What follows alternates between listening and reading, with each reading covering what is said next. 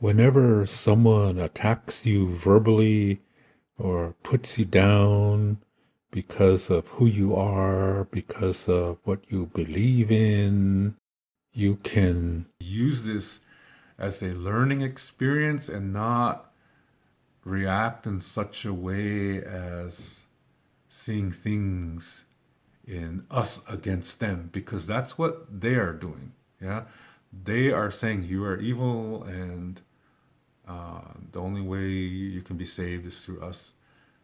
And so they're saying you're wrong and they're right. This is duality.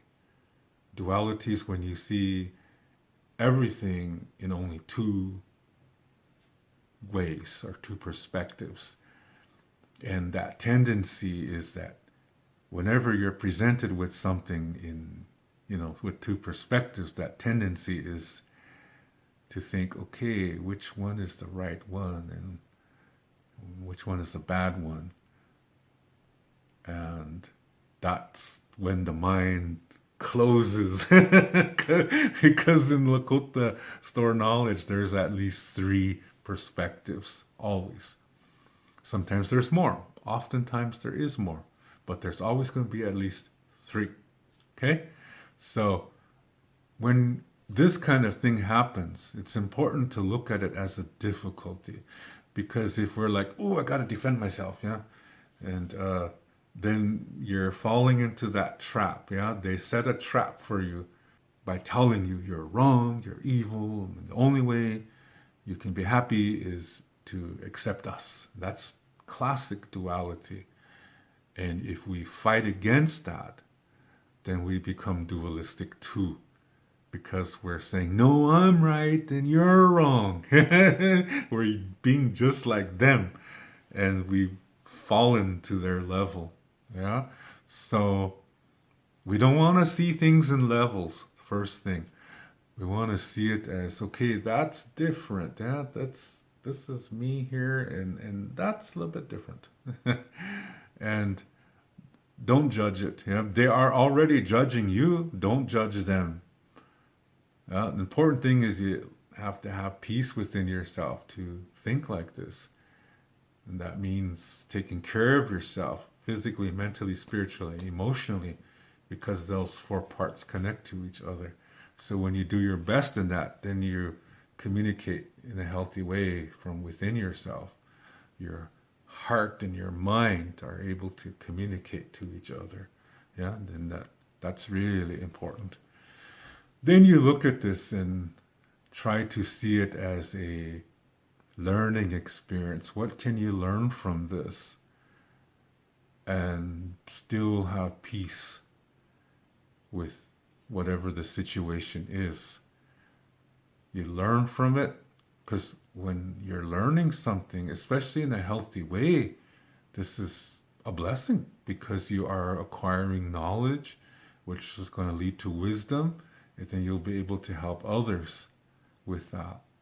So that's the healthy way to respond, yeah, to let them be. Everybody has the right to believe whatever they want. Where the problem comes is in a situation like this, where one side wants to force the other one to change. And this is disrespectful. There will never be peace as long as a group is like that, which is funny, because these kind of people that say you're wrong and the only way is through our God, they don't respect you, which means they don't respect themselves, which means they don't have peace within themselves, which is really funny.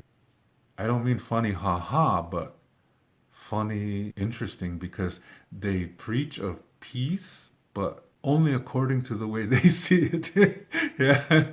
Our way of peace is the only way of peace, and that can only be accomplished by agreeing with us. That's that's not peace. That's an addiction to an idea, but it's not peace. So it's very important to try to keep grounded and to think, okay, they have a right to believe whatever they want, but so do I. And when you have two conflicting arguments, what's really important here is to be able to agree to disagree. And if both sides can do that, then there is peace. But if you can agree to disagree and they can't, you still have your peace and they have a problem. It's not your obligation to say to them and try to prove to them that it's okay to agree to disagree.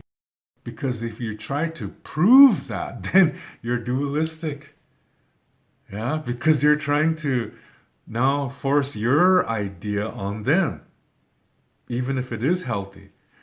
When you try to force anything, it's not healthy. Yeah, so let them be and let you be. Yeah, you are. Yeah, you are you, so be you. I invite you to come visit my website at wolakota7.com. You can see the address on the screen. And here you can learn about the books that I've written and also some of the services that I offer. For example, spiritual consultation and Lakota language lessons. And you can see the books that I wrote. And one of them, called Keya Mato Stonehearts, I wrote with my wife. And if you would like to order these books or order any of my services, you can see all the information on the screen.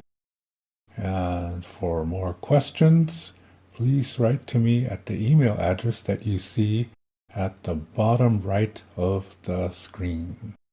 Thank you very much for listening to this video, and I really appreciate your support of this channel. Also, thank you for the comments that you leave. I read them all and I really appreciate them. And if there's information here that can help you, then that's cool. And if not, then, well, that's okay too.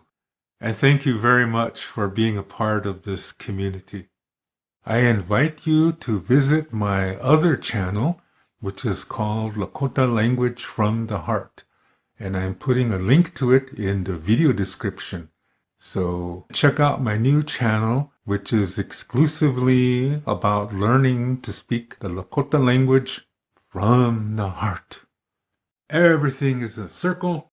There is no end.